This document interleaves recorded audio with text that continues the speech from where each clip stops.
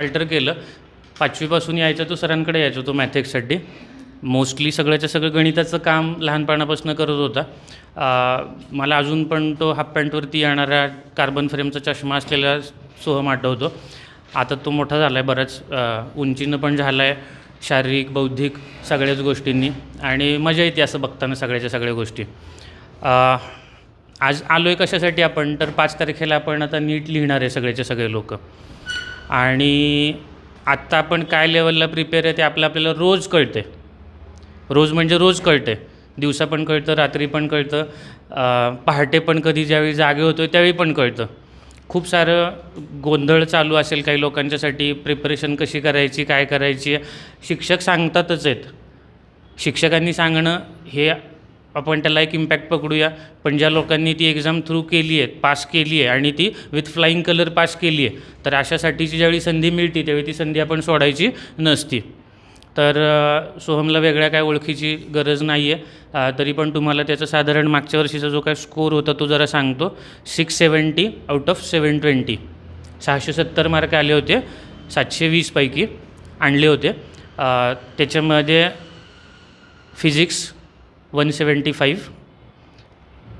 Chemistry 145 आणि bio 350.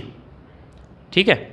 आणि हा साधारण जो काय स्कोर दिसतो तो कसा आला, काय आला, त्याची जरा गोष्ट आपण समजून घेऊया.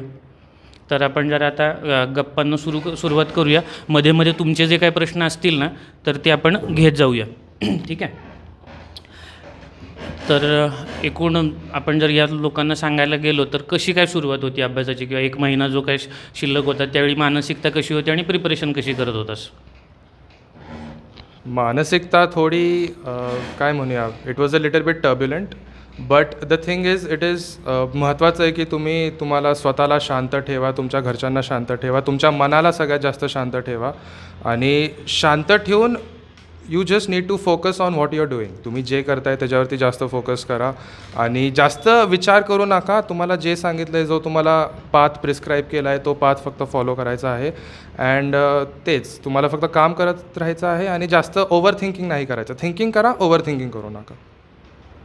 बरोबर. आणि सब्जेक्टच्यासाठी स्ट्रॅटेजीज काय काय होत्या? म्हणजे सुरुवात करू आपण बायोपासून, की बायोच्यासाठी एक सर्टन टॉपिक आहेत, त्याच्यातले काही बनले होते, काही बनले नव्हते.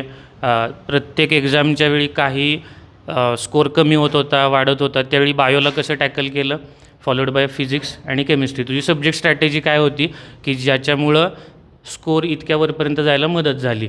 तर ते थोडेसे काही सिक्रेट सांगितले तर मुलांना पण फायदा होईल.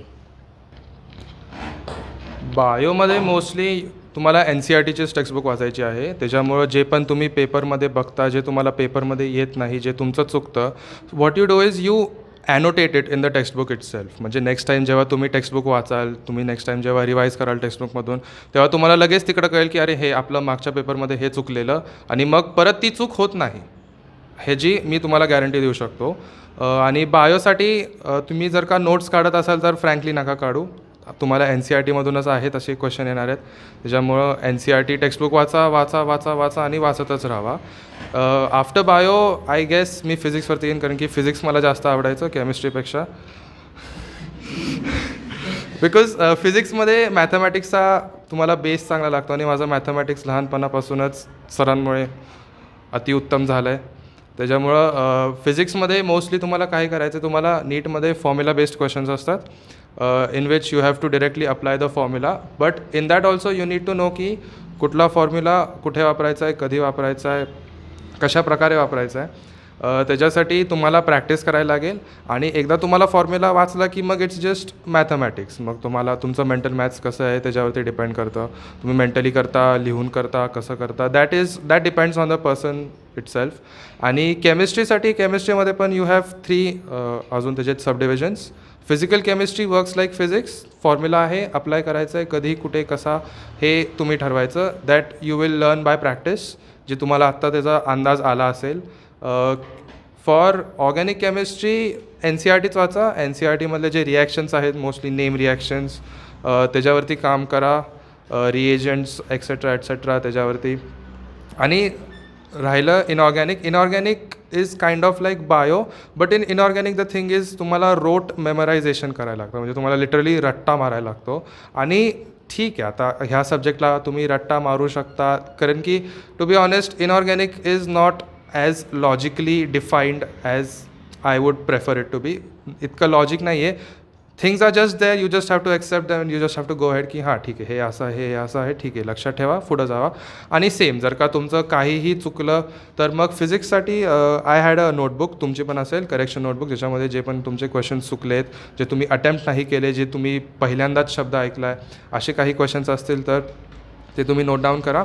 आणि ऑर्गॅनिक फिजिकल केमिस्ट्रीसाठी पण सेम नोटबुक होती. आणि ऑर्गॅनिक इनऑर्गॅनिकसाठी तुम्ही इन द टेक्स्टबुक इटसेल्फच त्याला शोधा कुठं आहे ते. तुमचं चुकलं असेल किंवा अटेम्प्ट नसेल केलं, find it in the textbook, find where it is, and then use a highlighter, use a variety of highlighters, आणि मग त्याला रंगवून टाका.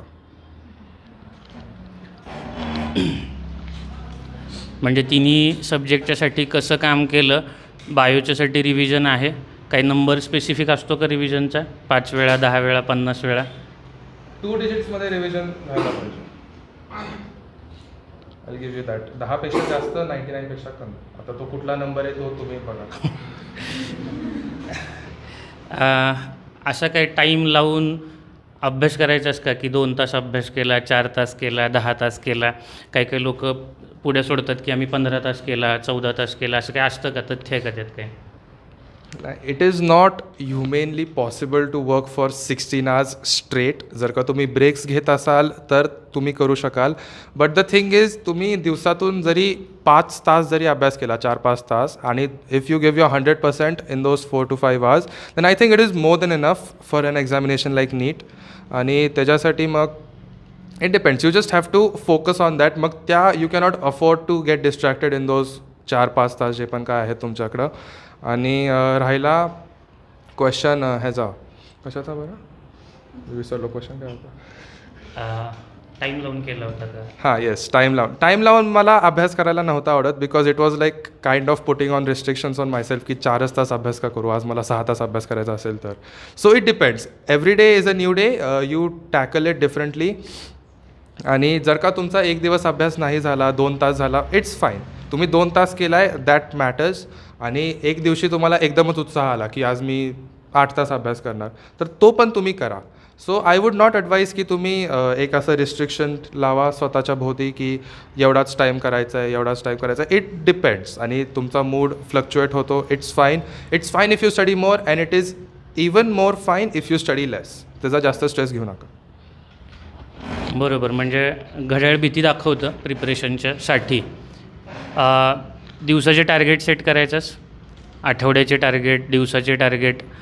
ॲचिव्ह झाल्याच्या नंतर काय रिस्पॉन्स असायचा, आणि ॲचिव्ह झाले नाहीत तर गिल्ट यायची का, हा महत्त्वाचा प्रश्न आहे. कारण आपण आत्ता काय करतो, मी इतका टॉपिक करणार आहे, सुरुवात करताना बसलेलो असतो आपण अभ्यासाला, त्याच्यानंतर होतं की 50%च्या नंतर मला साधारण असं वाटायला लागतं दुसरीकडे आपण स्विच करूया.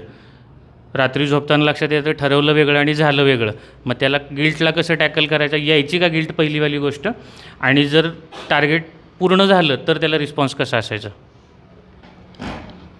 द थिंग इज की मी डेली टार्गेट्स नव्हतो ठेवत. माझे टार्गेट्स वर मोर लाईक वीकली बेस्ड. म्हणजे ह्या आठवड्यात हे 6 टॉपिक करायचेत, ही टेस्ट आहे, मग त्याचा अभ्यास करायचा आहे, असं होतं. आणि as far as completing those targets is concerned, मला झोप नव्हती लागत as long as I don't finish those targets. So yes, पण एकदा once you finish those targets, you get that satisfaction, आणि मग तुम्ही मस्त झोपू शकता. तुम्हाला एक you get a good night's sleep, you can sleep knowing की you've done enough for the day, and then you can go home, rest. आणि तेच असायचं मोस्टली. त्याच्यामुळं as far as my response to completing those targets is concerned, sleep, तेवढंच. Literally nothing else to do. काम झालं, घरी जाऊन झोपायचं, जेवायचं, जे पण काय आहे ते करायचं.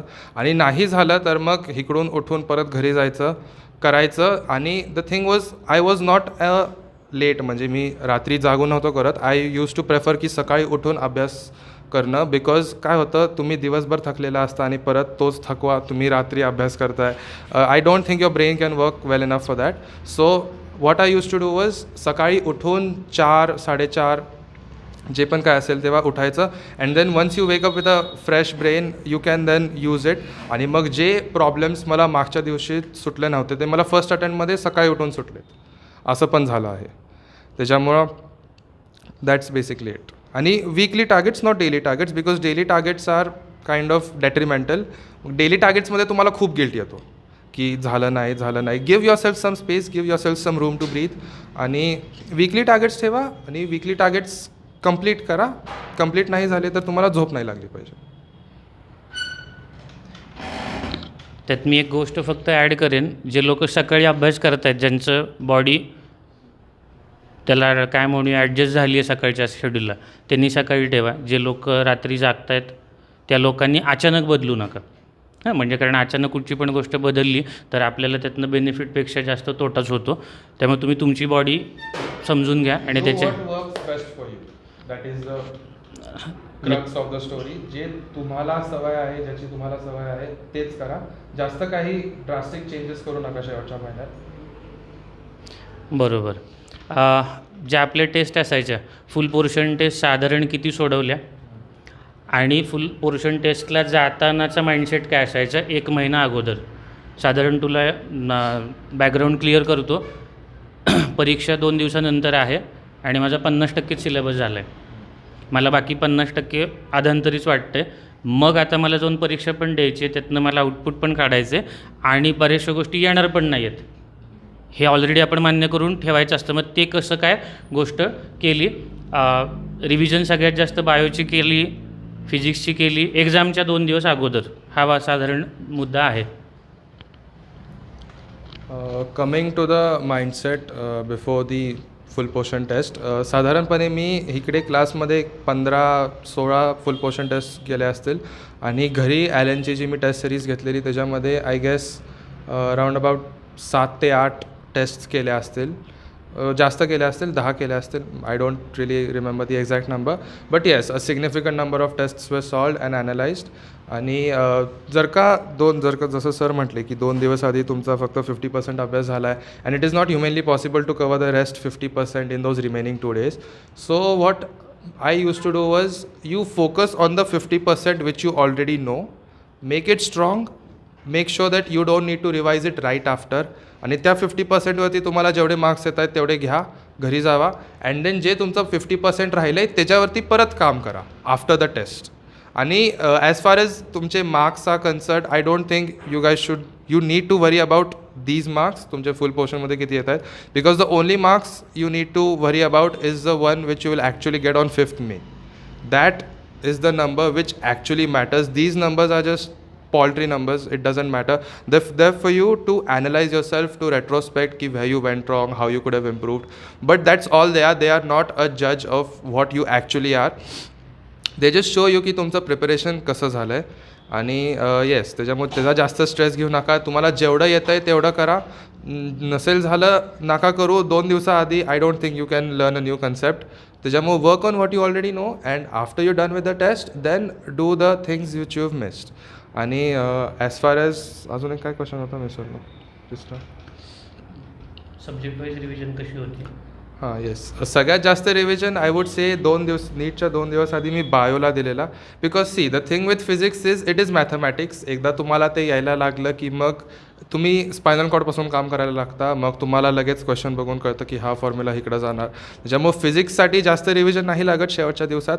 केमिस्ट्रीमध्ये पण फिजिकल केमिस्ट्रीला जास्त नाही लागत. It is works mostly like physics. हां जास्त रिव्हिजन लागते तुम्हाला ऑर्गॅनिक आणि इनऑर्गॅनिकला बिकॉज इट्स मोस्टली रोट मेमरायझेशन. आणि ऑर्गॅनिक केमिस्ट्रीसाठी तुम्ही फक्त रिॲक्शन्स बघून जावा. तुमचे जे नोट्स असतील त्याला रेफर करा. त्याच्यामध्ये पण you don't have to read the entire bloody thing. You just have to scroll की हे झालं आहे हे येतं आहे. फक्त त्याला एक वरून बर्ड्स आय व्ह्यू घ्या. आणि as far as the meat of the revision is concern that is bio. Because bio is 360 that's 50% of your paper. आणि that is what will give you the bulk of your marks. त्याच्यामुळे 2 दिवसाआधी bio as such तुम्हाला revise करायला लागतं. Because you start to feel की आपलं काहीच नाही झालं, मला काहीच नाही आठवत आहे. इतकं 2 वर्ष अभ्यास केला, काहीतरी आठवायला पाहिजे. But you don't remember and it's fine, it happens. You just keep revising, you just keep doing it without thinking. Just keep doing it and then in the एक्झाममध्ये मग सगळं बरोबर आठवतं. एवढं मी तुम्हाला सांगू शकतो. जरीही तुम्हाला 2 दिवसाआधी काहीच आठवत नसेल, तुम्हाला वाटत असेल काय ढ आहे मला काहीच कसं आठवत नाही आहे, it's fine, it's totally normal. Do that, feel those emotions and then just discard them because they are trash, they are not what you are. आणि मग करत राहा आणि मग एक्झाममध्ये तुम्हाला आठवेल ही माझी गॅरंटी. आत्ता आठवत नाही हाच रिॲलिटी आहे की करतोय पण आठवत नाही आहे. प्रोसेस आहे ही, हा प्रॉब्लेम नाही, हे असंच होणार आहे. पेपर झाल्याच्या नंतर बरेच वेळा आपण डिस्कस केलं होतं की you should analyse paper properly, that is the की. तर ॲनालिसिस झालं नाही, डिस्कशन झालं नाही तर त्याला काय अर्थ राहत नाही. तू कसं काय ॲनलाइज करायचंस पेपरला ते थोडं स्पेसिफिक सांग, म्हणजे एलेबोरेट करून. तर हे बघा, तुम्ही 3 तास पेपर देऊन आलाय, यू नो की प्रत्येक क्वेश्चनच्या मागं तुमची थॉट प्रोसेस काय होती. So after you done with the paper, घरी जावा, 1 तास झोपा, परत उठा आणि मग तो पेपर घेऊन बसा. 2 तास बसा, 3 तास बसा, 4 तास बसा, as long as it takes. And then try to recall की प्रत्येक क्वेश्चनच्या मागं तुमची थॉट प्रोसेस काय होती and whether that thought process was correct or not. जर का तुमची थॉट प्रोसेस बरोबर असेल तर fantastic, you don't need to look at that question anymore. पण जर का तुमची थॉट प्रोसेस चुकली, आता काही वेळेला काय होतं की तुम्हाला आठवतच नाही तुम्ही काय केलं आहे, तुम्हाला आठवतं पण चुकीचं आठवतं, तुमची थॉट प्रोसेस बरोबर चालली आहे but suddenly you take one deviant turn and then everything goes to shit. त्याच्यामुळं ट्राय टू रिकॉल की तुमची थॉट प्रोसेस काय होती आणि त्याच दिवशी ॲनालाइज करायचा प्रयत्न करा. बिकॉज जर का तुम्ही 2-3 दिवसानंतर बसला तर you are going to forget की तुमची थॉट प्रोसेस काय होती पेपरमध्ये आणि मग you won't be able to back track your steps. त्याच्यासाठी मग घेऊन बसा. आता as far as bio is concern, bio was mostly NCERTच्या लाईन्स अँड जर का बाहेरून क्वेश्चन येत असतील तर ते पण थोडं मग करा. मला नाही वाटत तुमचं बाहेर NCERTच्या बाहेर क्वेश्चन्स येत असतील. हां, दॅट इज फॅन्टास्टिक. त्याच्यामुळं जे बायोमध्ये तुम्हाला आठवलं नाही ते as I said before, annotated, colourise the hell out of it. ते तुम्ही ते पेज उघडलं की ते it should jump in your face, इतकं तुम्ही त्याला कलर करा. So that next time you don't make the same mistake. That's for bio. For physics practice, तुमची थॉट प्रोसेस काय होती, कुठं चुकली, कुठला फॉर्म्युला वापरायला पाहिजे होता त्याच्यावरती काम करा. आणि मग मेंटल मॅथ्स, दॅट इज कॅल्क्युलेशनसाठी. आणि ऑर्गॅनिक इनऑर्गॅनिकसाठी पण same, colourise the hell out of the textbook. जे तुम्ही वाचलं नसेल, तुम्ही वाचलं आहे पण तुम्हाला आठवलं नसेल त्याच्यावरती जास्त काम करा. आणि physical chemistry is also like physics, कुठला फॉर्म्युला कुठे वापरायचा आहे, कधी वापरायचं त्याच्यावरती काम करा. आणि दॅट्स इट. बरोबर तुमचं 1.5 महिना अगोदर आहे ना एक सेशन झाला होता शीतल इनामदार मॅडमचा, मेडिटेशन आणि बाकी गोष्टींचा. त्याच्यानंतर तुम्ही जे काही रिस्पॉन्सेस दिले ते पण मला माहिती आहेत कार्यक्रमाच्या वेळी. तर त्याचं जरा थोडंसं मुलांना सांगून दे की काही त्याच्यातल्या गोष्टी सगळ्या वर्कआउट केल्या, 50% केल्या, बेनिफिट झाला नाही झाला तर ते थोडंसं सांगून दिलं तर बरं पडेल. मेडिटेशन ॲज सच मी फारसं केलं नाही असं मी ठळकपणे सांगतो. But the thing was at the end of the day you need to give yourself some time, 10 minutes, 15 minutes, 20 minutes, 30 minutes, की तुम्ही जो तुमचा स्वतःचा टाईम आहे ज्याच्यात तुम्ही अभ्यास न करता स्वतःला वेळ द्या. ट्राय टू फिगर आउट की तुमचे इमोशन्स काय आहेत, तुम्हाला काय फील होतं आहे, तुम्हाला काय करायला पाहिजे. Plan out your day if that works for you. Because माझ्यासाठी it was less about the emotions and it was more about getting shit done. की इमोशन्स ठीक आहेत येत राहतील, that is not a problem. But then हे emotions काय येतात, why do I feel की माझं होत नाही आहे. You try to work on that, try to retrospect. आणि जर का if meditation is your thing then totally go for it. Because meditation helps you calm the mind, it helps you to stay healthy and all that. जर का if you are mentally strong then I guess you don't, तुम्ही emotions, you can handle emotions way better than I ever could. Because honestly handling emotions was not my thing. So I used to just take it, compress it and then just shove it in a corner of my brain. And that is not a healthy thing to do, but it is what I used to do. त्याच्यामुळे मी तुम्हाला हे सांगतोय, नका करू असं. तुम्ही करत असाल तर figure out your emotions, give yourself time, give yourself room to breathe and work on those and then try to figure out की where you went wrong, why you went wrong as such. ज्यामुळं if emotion is your thing totally go for it. आणि जे तुम्हाला जर का पटत असेल तर मग प्लीज तुम्ही करा ते. मुलांमध्ये कोणाला काही प्रश्न आहेत का? ॲनालिसिससाठी अख्खा दिवस चालतो का ते तुला? एक मी काम करणार आहे, मी माईकमध्ये तुमचा प्रश्न बोलेन म्हणजे तो रेकॉर्ड होईल, बाकी काही आवश्यकता नाही. काय म्हटलंस? ॲनालिसिससाठी अख्खा एक दिवस दिलेला चालतो. ॲनालिसिसच्यासाठी अख्खा एक दिवस, त्याला लागतो एक दिवस. हे बघ, जर का ॲनालिसिससाठी तुला एक दिवस लागत असेल तर तू तो बिंदास दे. Because understanding where you went wrong is equally as important as understanding why you went wrong. बरोबर. त्याच्यामुळं जर का इट डिपेंड्स, आणि जर का तुला एक दिवस, मी म्हणतो 2 दिवस दे, it doesn't matter, but then also make sure that you are not lagging behind anywhere else. मग जर का तू अख्खा दिवस पेपर ॲनालिसिस करत असेल तर दे, but then also make sure that after you are done analysing the paper you work equally as proficiently as you work before, and then try to cover the things which you missed in those 2 days. ज्यामुळं जर का mainly you are concern with the backlog, तुझा backlog राहतो आहे, 1 दिवस गेला, 2 दिवस गेले, ठीक आहे, राहू दे, बॅकलॉग राहू दे, try to minimise it. As far as that thing is concern, the best thing would be to wrap it up in half a day. जर का तुला 1 दिवस लागत असेल, बिंदास दे, जस्ट मेक शुअर की मग तुझा बॅकलॉग कमीत कमी राहील. अजून कोणाचा प्रश्न? पेपरला जायच्या आधी असं वाटतं बायोचं येतं जेवढं केलं तेवढं, पण मार्क पडत नंतर आलं. हे बघ, मी तुला सांगितलं, इट डझंट रिअली मॅटर की तुला किती मार्क्स पडत आहेत, तुला काय, you need to figure out where you went wrong. That is the main reason तू पेपर सॉल्व्ह करतो आहेस. कारण की आत्ता तुला किती पण मार्क्स पडू देत, इट डझंट मॅटर. तुला जे 5 मेला मार्क्स पडणार आहेत, that is what truly matters. त्याच्यामुळं आत्ता don't focus on the marks, don't worry about those marks. आणि तुला तुझं म्हणणं आहे की पेपरच्या आधी आठवतं पण पेपरमध्ये आठवत नाही, असं आहे का? नाही म्हणजे असं वाटतं आठवतं, झालंय. झालं आहे, पण चुकतं. हां, मग मी सांगितलं ना, तू पोस्ट पेपर अनालिसिस करशील, त्याच्यामध्ये try to figure out, do it on the same day first of all, and try to figure out where your thought process went wrong. बरोबर. मग जर का तुला बरोबर आठवत होतं पण तू चुकीचा ऑप्शन मार्क केला, तुला चुकीचंच आठवत होतं, that is your own call. जे तुझं चुकलं आहे that depends on the person to person, आणि मग त्याच्यावरतीच जास्त काम करायला लागेल असं मला वाटतं. तुझी thought process, try to streamline your thought process, try to eliminate the junk, and जेवढी तू स्ट्रीमलाईन करशील तेवढं तुला मार्क्समध्ये, and it's not a direct proportion की तू एवढी मेहनत केली त्याच्यामुळं तुला एवढे मार्क्स पडतील. इट्स अ व्हेरी, काय म्हणूया, व्हॅकी ग्राफ. त्याच्यामुळं don't try to run after marks, try to run after clearing your concept, clearing your thought process, streamlining your thought process, आणि मग मार्क्स येतील, मार्क्स येत राहतात. आणि आता बारावीसाठी म्हणजे फक्त रिव्हिजन करायची का प्रश्न सोडवायचे? का बारावीचं वाचायचं पण PYQ पण सोडवायचं का फक्त आय बिलीव्ह की both are important. As long, जर का तू रीड नाही केलंस तर तुला इन्फॉर्मेशनच माहिती नाही पडणार, आणि जर का तू क्वेश्चन सॉल्व नाही केले then you will not know की तू कुठं चुकलीस. त्याच्यामुळं दोन्ही करायचं, दोन्हीला इक्वल टाईम दे, दोन्हीला इक्वल अटेन्शन डिवोट कर.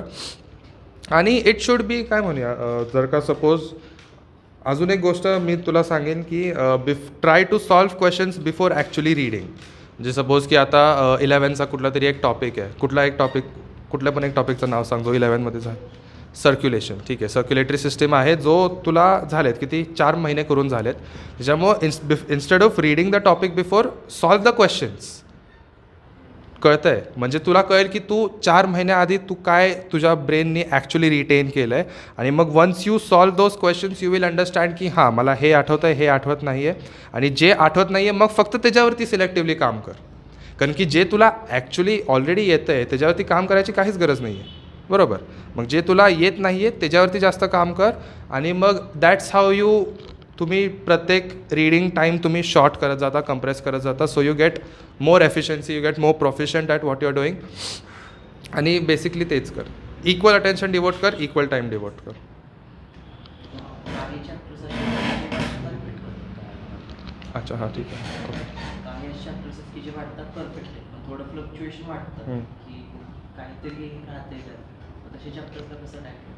काही चॅप्टर्स वाटतात परफेक्ट आहेत but there is a little bit fluctuation. मग त्याच्यावरती कसं काम करायचं? See the thing is there will always be some fluctuation. तुला 100% कुठल्याच चॅप्टर तुला परफेक्टली रिमेंबर होणार नाही, हे this is the truth of life. So don't even go for the 100%. तुला 95% येत असेल, 95%मध्ये खुश राहा. And obviously strive for the 100%, but then do not be disappointed if you do not get the 100%. बरोबर. आणि जर का तुला आठवत नसेल, फ्लक्च्युएशन होत असेल, तर त्याच्यासाठी at the end of the day तुला प्रॅक्टिसच करायला लागेल. प्रॅक्टिस कर, क्वेश्चन सोडव, चूक जेवढं चुकता येतं तेवढं चूक, so that you do not make those same mistakes on the actual day of the examination. ठीक आहे. इकडे काय म्हणतात? प्रश्न विचारत चालला म्हणजे हे जास्त मिनिंगफुल होऊन जाईल. आपण पेपर्सला जेव्हा प्रिव्हियस वगैरे ॲनालाइज करतो तेव्हा आपल्याला हे कळतं की हा या टॉपिकमधला हा पोर्शन इम्पॉर्टंट आहे. बरं. तर जेव्हा आपण जसं आता बायोचे 2 दिवस अगोदर रिव्हिजन करायला घेतो, त्यावेळी हा जो इम्पॉर्टंट पोर्शन आहे तेवढ्याचेच फक्त रिव्हिजन केले तर ते सेन्सिबल आहे. हां, बरोबर आहे. बघ, that is an excellent question की जेवढं तुमचं चुकलं आहे तेच रिवाईज करायचं की सगळं रिवाईज करायचं. What I would suggest is जे तुमचं चुकलं आहे, जे तुम्ही कलराईज केलं आहे त्याला जास्त टाईम डिवोट करा. सगळं रिवाईज करायची गरज नाही आहे, ऑनेस्टली सांगू. कारण की जसं मी तिला पण सांगितलं, जे तुम्हाला ऑलरेडी जे तुम्ही 4 महिन्यापासून रिटेन केलं आहे, जे तुमच्या ब्रेनला माहिती आहे, it's not likely that you will forget it. You will remember it for most of this 5 मेपर्यंत.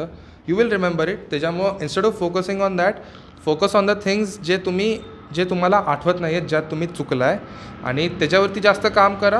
And then make sure that you don't repeat those same mistakes on the actual day of the examination. So yes, as far as your question is concerned, focus on the things where you went wrong, and मग consequently जर का जे तुला येते त्याला थोडा कमी time दिला तरी पण चालतं. It's fair.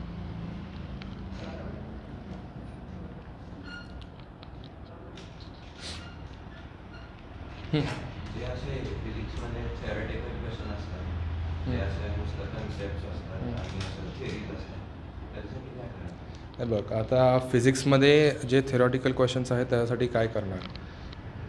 NCERT, open NCERT, फिजिक्सची NCERT उघड आणि वाचायला सुरू कर. बरोबर. सगळे नाही. हे बघ, आता इट डिपेंड्स की फिजिक्सची NCERT सगळी नाही वाचायची, but do try to just quickly glance through it, so that तुला हे बघ, आता जे फिजिक्समध्ये जे क्वेश्चन येतात theoretical, they are mostly lines taken straight from NCERT. बरोबर. मग जे NCERTमधून जे लाईन्स आहेत ते तुला एकदा वाचायलाच लागणार, because as long as if you don't read it then you will not know की what they actually want in the question. त्याच्यामुळं त्याचा हे होईल की NCERT वाच, एकदाच वाच, एकदाच वाच, जास्त पण टाईम देऊ नकोस त्याला, but do try to read it. Same goes for physics झालं, फिजिकल केमिस्ट्री झालं, ऑर्गॅनिक इनऑर्गॅनिक बायो तर तुम्ही NCERT वाचता, पण most students they do not read फिजिक्सची NCERT. आय वुड सजेस्ट की एकदा वाचा, do try to get what you can, and then मग जर का तुम्ही एकदा वाचली की मग फिजिक्सचे थेरॉटिकल क्वेश्चन सुटतं. It's not that big of it. आणि जास्त नाही, फक्त 2-3 क्वेश्चन येतात थेरॉटिकल, त्याच्यामुळे इतका फोकस करू नको. But if you are chasing after those through 2-3 questions, if you want 100%, then obviously you will have to read the NCERT.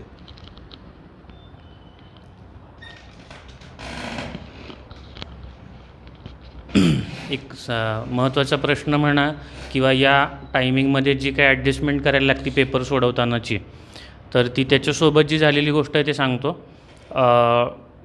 Paper सोडवताना एका रीडिंगमध्ये सोडवायचा, 2 रीडिंगमध्ये सोडवायचा की मल्टिपल रीडिंगमध्ये सोडवायचा, ह्याची मास्टरी त्यानं जरा लवकर आणली होती. सगळ्यात जास्त त्यांच्या बॅचमध्ये जर लवकर कोण शहाणं झालं होतं या टेक्निकसाठी ना, तर सोहम होता. तर ते जरा मुलांना सांग की काय नेमकं करायचंस, आणि नंतर बाकी लोकांना पण त्यानं शिकवलं होतं ते. ठीक आहे ना? त्याच्या आधी आपण तिचा क्वेश्चन घेऊया. विचार.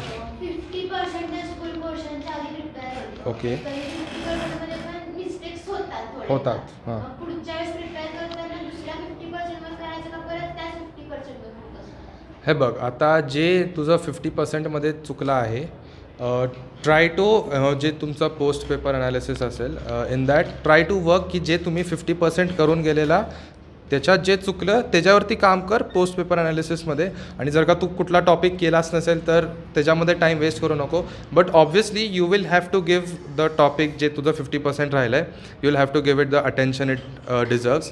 त्याच्यामुळं जे तुझं पेपरमध्ये चुकलं आहे, जे तुझ्या 50%मध्ये तुला येत होतं, त्याचं जे चुकलं आहे त्याला वेळ दे in the post paper analysis. And after you're done analysing the paper then give attention, give time to the 50% which you actually did not do.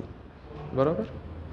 आणि आता सरांचं जे होतं अटेम्प्ट्समध्ये पेपर, हे बघा तुम्ही जेवढे जास्त अटेम्प्ट्स घ्याल it is more better for you.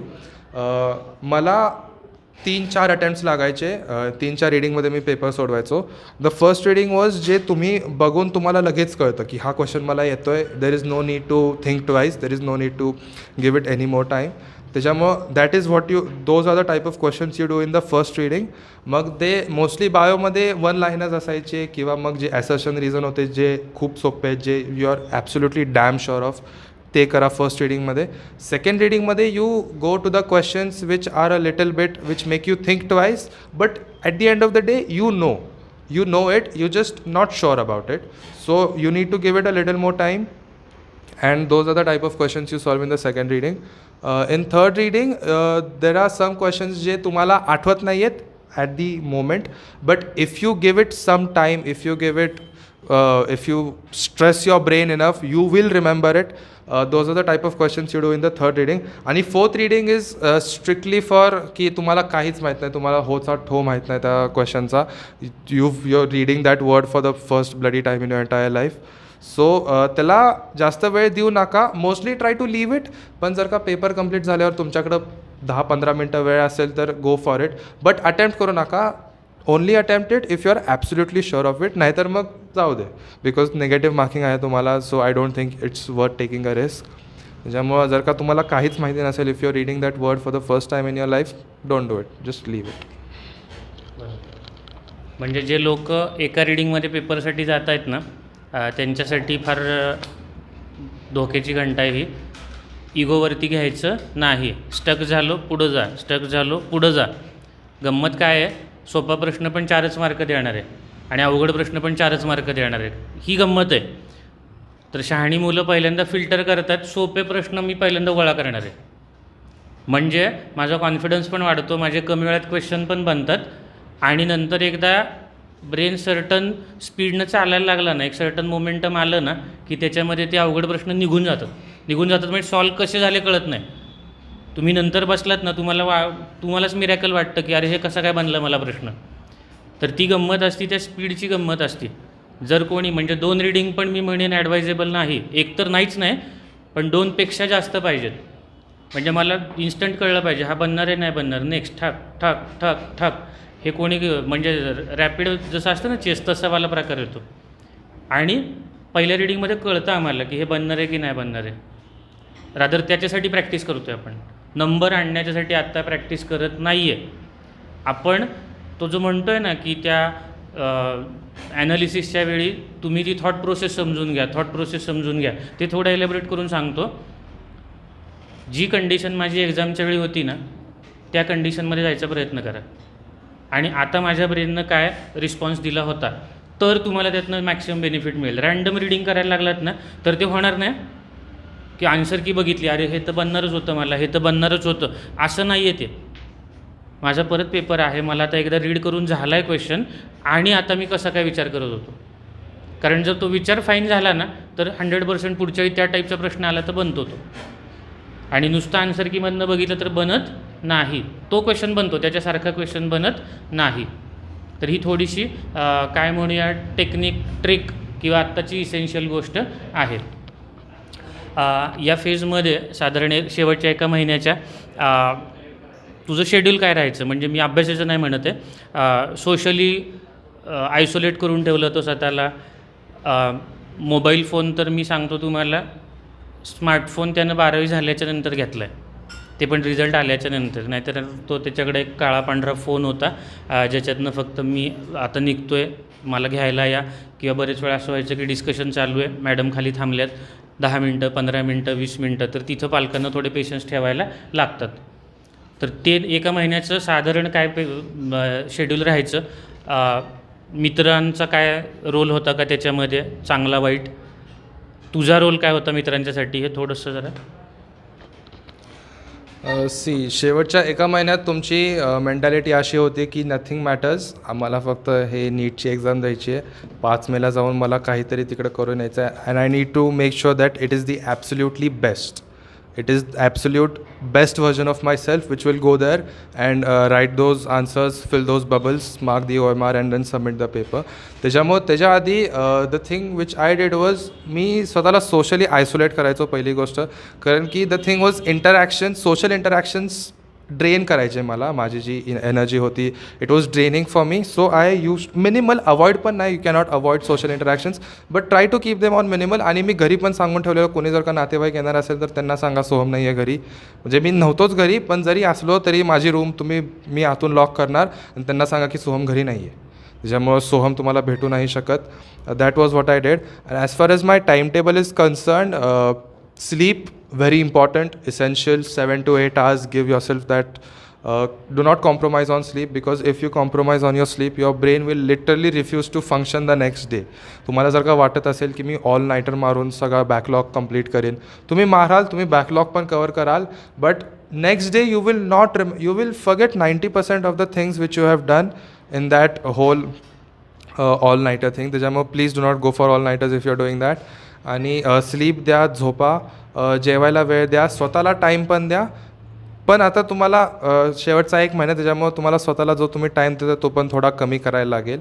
You have to make sure that you give maximum amount of time for your studies.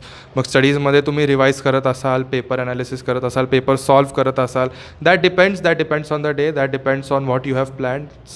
सरांच्या प्लॅनिंगवर, तुमच्या प्लॅनिंगवर ते डिपेंड करतं. So yes, in the last month try to focus on the studies, तुमच्या अभ्यासावरती जास्त focus करा आणि सोशल इंटरॅक्शन्स कमी ठेवा. आणि ॲज फार एज मित्रमैत्रिणी आर कन्सर्न्ड, थोडं कमीच ठेवा.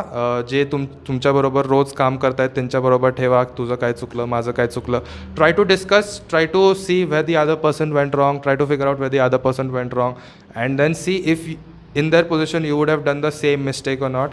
And then obviously तुम्ही स्वतःच्या चुकांपासून शिकण्यापेक्षा दुसऱ्यांच्या चुकांपासून शिका. That is a efficient way of learning. And yes, मित्र कमी ठेवा, पण जे तुम्ही ठेवले ते चांगले ठेवा. एवढंच. अजून कोणाला काय डोक्यात शंका? काही क्वेश्चन्समध्ये ऑप्शन कन्फ्युजन असतात, ए सुद्धा स्ट्रिक्ट आणि बी सुद्धा, त्यावेळी म्हणजे अटेम्प्ट करायचे नाही. एकच मिनटं, क्वेश्चन मी रिपीट करतो.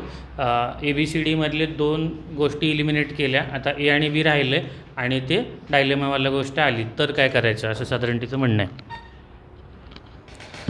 माझी ह्याच्यामध्ये एक सिम्पल फिलॉसॉफी होती की ही टेस्ट आहे, ह्याचे marks do not matter. So I was like to help with it. मी अटेम्प्ट करायचो तो क्वेश्चन, ए ऑर बी. त्याच्यामुळं इट डज नॉट मॅटर. मग ए अँड बीमध्ये तू अक्कड बक्कड बंबे बोकर नाही फरक पडत, but only if you are 50%, एकदम प्रॉपर 50% दोघांबद्दल तू डॅम शुअर आहेस. पण असं 50% रेअरली असतं. There is always one option which you tend to lean more towards.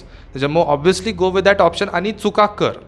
असं नाही आहे की तू मार्कांसाठी हा सॉल्व करते. You are trying to figure out, you are trying to streamline your thought process basically through all these full portion test. त्याच्यामुळं attempt कर, बिंदास attempt कर, चुकलं तर चुकू दे, it does not matter at the end of the day. But then you will understand की हां, जर का ए आणि बीमध्ये suppose A is the right answer आणि लकीली तू ए केलंस, you will be like, but then the thing is, जर का तुझं चुकून बरोबर आलं, you will need to give more time to that question. Because काय होतं, जे जर का तुमचे चुकून तुक्के जे बरोबर येतं त्याच्यामुळे एक फॉल्स कॉन्फिडन्स येतो विच इज व्हेरी डेडली. त्याच्यामुळं do not go into that false confidence.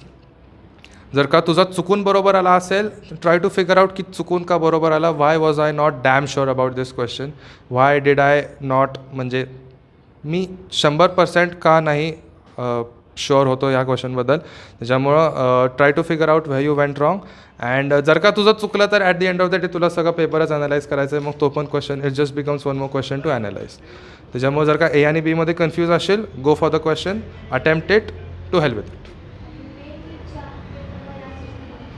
हां, मेन नीटचा paper is a different story. Main नीटच्या पेपरमध्ये इट डिपेंड्स. आता तुला एवढं तुझं हे डेव्हलप होतं, स्किल डेव्हलप होतं की कुठला क्वेश्चन सोडायचा, which question is a warning, which question is you can attempt. In NEET it is all about taking calculated risks. So try to make sure if you are I'd say if you are 80-90% sure, go for it. Otherwise सोडून दे, leave कर. पण जर का फुल portion taste असेल तर मग attempt कर. To help with it. बाकी आणि कोण? वीकली टार्गेट्स आता हार्डली 4 आठवडे राहिले आहेत, हम्म. तर ते कसे ठेवायचे? आता हे बघ, आता the last month is not about weekly targets. I will be honest. It is about जे तुझं चुकलं आहे फक्त त्याच्यावरतीच काम करायचं आहे तुला. जे मी वीकली टार्गेट्स सांगितलं दॅट वॉज मोर लाईक की तुमच्याकडे 1 वर्ष आहे, तुमच्याकडे 2 वर्ष आहेत, त्याच्यावरती मग तुम्ही काम करा. बट इन युअर केस जर का आता शेवटचा 1 महिना राहिला आहे, वीकली टार्गेट्स ठेवू नको. तुला टार्गेटपेक्षा जास्तच काम करायचं आहे, बरोबर. त्याच्यामुळं there is no target, there is no mission as such, there is no clearly defined की तुला 20 ॲपल्स आहेत तर ते 20च ॲपल खायचे. तुला 40 ॲपल पण खायला लागू शकतात. शेवटचा महिना you will have to work your absolutely best, you will have to work your ass off. So go for it, काम कर. आणि टार्गेट्सच्या भांगडीत शेवटच्या महिन्यात नको पडूस.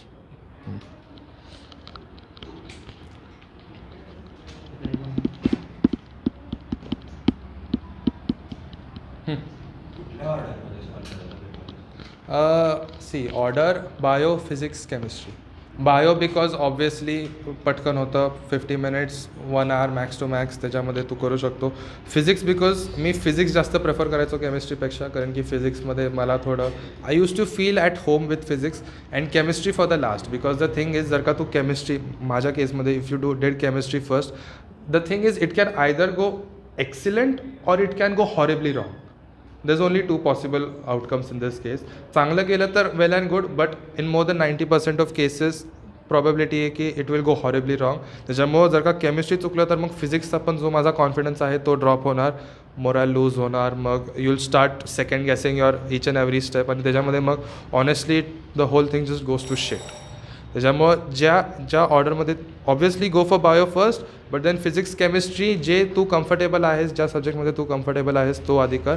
आणि मग the subject which you are the most uncomfortable in, keep it for the last.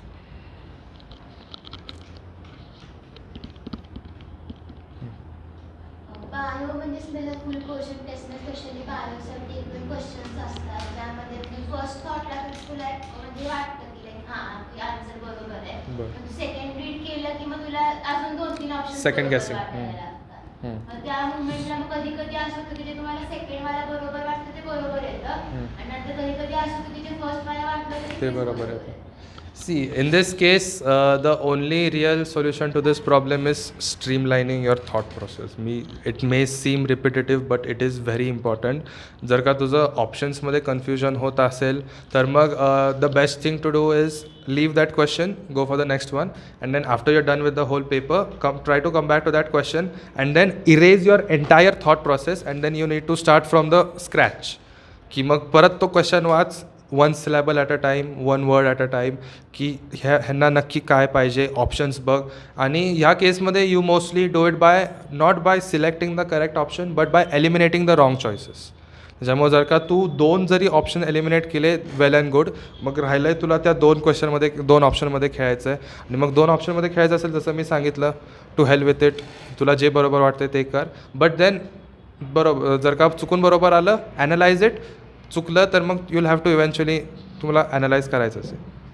त्यामुळं eliminate कर, आणि जो क्वेश्चन कन्फ्यूज करत असेल तो दे सोडून at the end of the paper. बायोमध्ये असं टेस्टमध्ये 5-6 क्वेश्चन असे कम्प्लिटली NCERTच्या खालचे असतात. बरं. मग त्यांच्यासाठी अभ्यास करायचा का ते सोडून?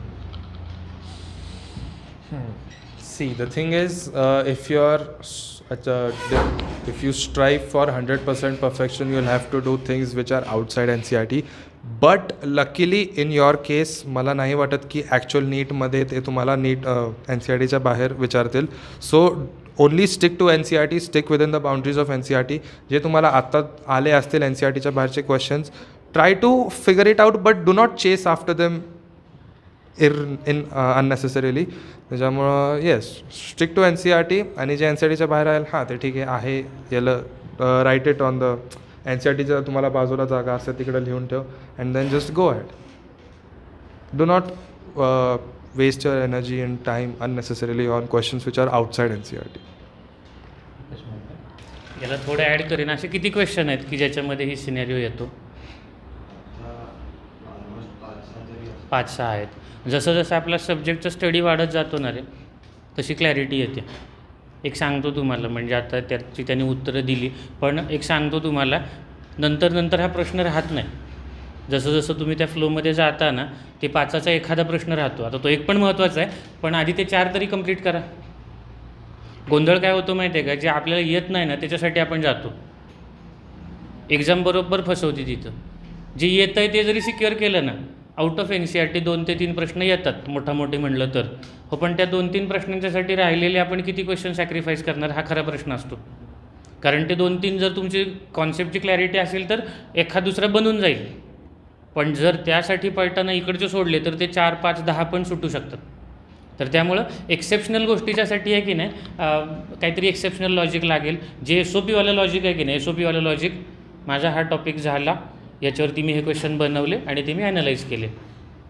आत्ता मागापासून जी चर्चा चालली आहे त्याच्यासाठीचं एकच वाक्यात सांगतो, कन्फ्युजन असेल तर टिकमार्क करा. एकतर बरोबर येईल किंवा अक्कल येईल, ह्याच्यापेक्षा वेगळं काय नसतं. पण जर मी अटेम्प्टच केला नाही ना तर तुम्हाला अक्कल पण येणार नाही आणि त्या फील्डमध्ये पण जाणार नाही तुम्ही. तर त्याच्यामुळं बिंदास करायचं, फक्त त्याला एक मेन्शन करून ठेवायचं की हा मी तुक्का लावलेला आहे. तुक्का काउंट करून ठेवायचं की हे 10 तुक्के लावलेले मी. 10चे हळूहळू 5-6 शेवटच्या एक्झाममध्ये 3-4 तरी लावायलाच लागतात. आणि काही लोकांचे तुक्के बरोबर येतात आधीपासून, हा त्यातला एक आहे, त्याचे तुक्के लागायचे. सानिकाचे तुक्के लागायचे नाही. तुम्ही नंतर तिला जर विचारलं, शेवटच्या 15 दिवसात लागायला लागले. म्हणजे 1.5-2 वर्ष तुक्केच लागायचे नाहीत. कळतं का तुम्हाला काय परिस्थिती आहे की मी जिथं हात लावतो तिथं माती होती.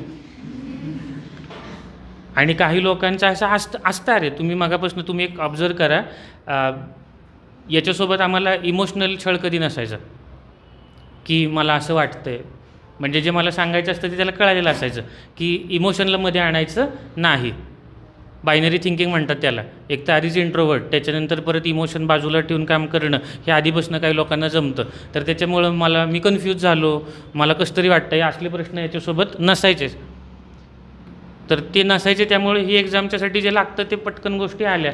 ज्या लोकांना समजा तिथं ब्रेनमध्ये पार्टिशन छोटा आहे, कन्फ्यूज जास्त होतात, त्यांना मेहनत जास्त घ्यायला लागते. तर इमोशनल कमी राहणे कॉम्पिटिटिव्ह एक्झामचं ते गंमत आहे. मला वाटतं मोस्टली झालेत प्रश्न. कसं वाटतं रे महाराष्ट्रातल्या चांगल्या कॉलेजमध्ये एनरोल झाल्याच्या नंतर, ज्याच्यासाठी आपण धडपडत होतो? कारण टार्गेट पण आम्ही हेच केलं होतं की इथपर्यंत गेलो पाहिजे. असं नव्हतं की म्हणजे अजून काहीतरी जगा वेगळं भारी पाहिजे होतं, तर हे इथपर्यंतच जायचं होतं. त्याच्यासाठीची एक गंमत अशी होती की आम्ही असं म्हणायचो की त्याचे बाबा पण त्या कॉलेजमध्ये होते वन्स अपॉन ए टाईम. मग असं असायचं की तिथं पोचायचे, पण त्या टायमिंगला पोचणं आणि आता पोचणं, हां, तर ह्याच्यामध्ये टाईमचा खूप जास्त डिफरन्स आलेला आहे. त्यावेळी पण डिफिकल्ट होतं, मी असं नाही म्हणणार, पण आताची डिफिकल्टी लेवल अवेअर आहेत ना माणसं खूप जास्त. 25 लाख लोक नीट देत आहेत, त्याच्यानंतर बाकी सगळं फिल्टर होत जागा एवढूशा असतात.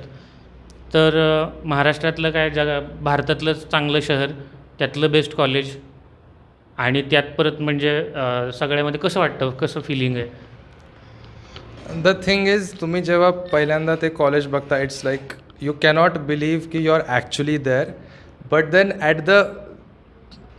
ऑन दी अदर हँड, तुम्ही जेव्हा 2 महिने when you in and out of the same damn thing, your like काय मी इकडं, you do get tired of it, because तुम्हाला रोज येऊन तेच करायचं. लेक्चर थिएटर्समध्ये बसायचं आहे, यू हॅव टू लिसन. मग जे प्रोफेसर्स आहेत ते तुम्हाला PPTने शिकवतात, मग PPTने तुम्हाला म्हणते हे मी घरी केलं असतं, का आलो आहे मी लेक्चरला.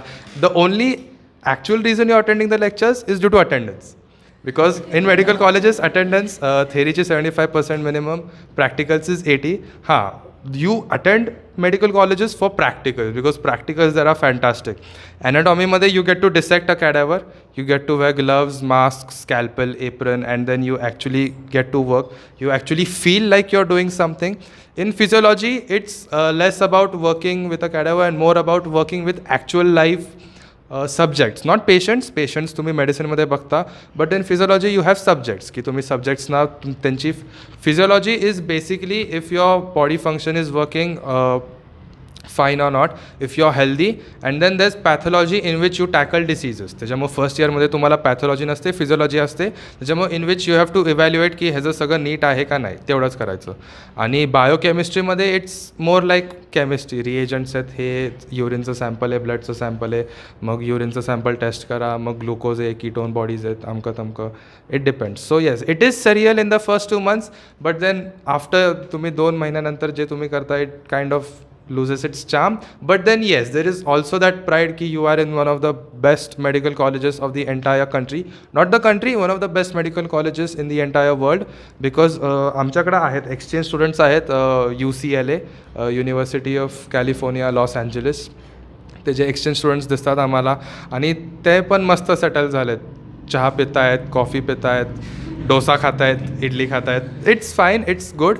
And yes, and Mumbai as a city is an entirely different story. It is very charming.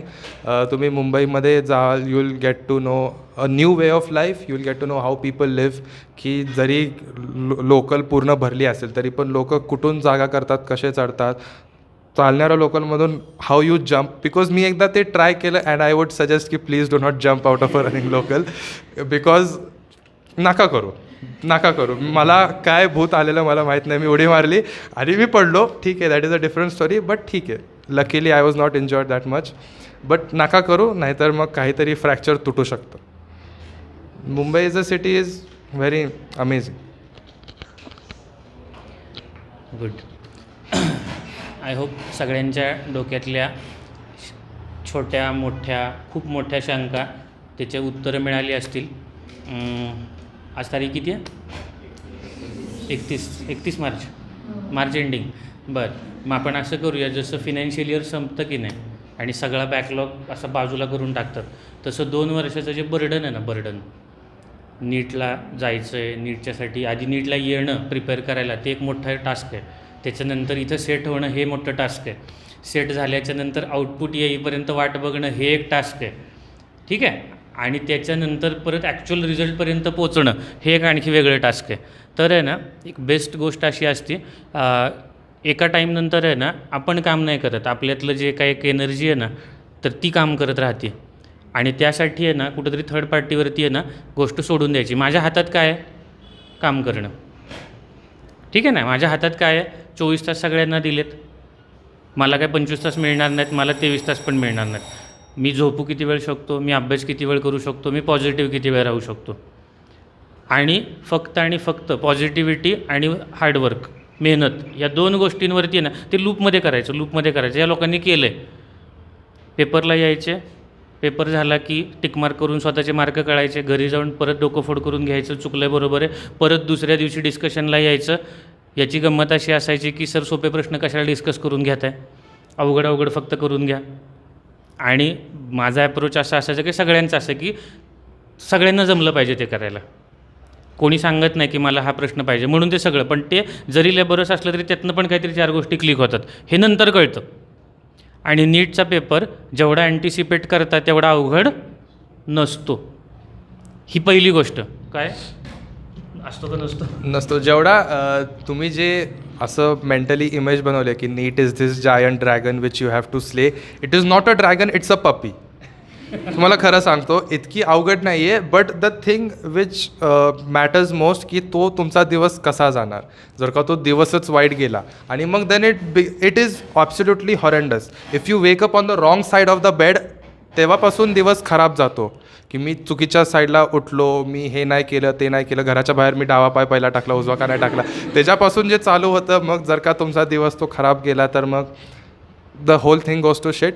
But yes, try to stay positive. तुमचे जर का काय प्री एक्झाम रिच्युअल्स असतील की हा माझा लकी शर्ट आहे, ही माझी लकी पॅन्ट आहे, ही माझी, go with that, go with what makes you, go with what you feel most comfortable about. And yes, try to stay positive and do your best. Thank you very much. सोहमचा आज वाढदिवस पण आहे, तर त्यासाठी एकदा जोरदार टाळ्या वाजवूया.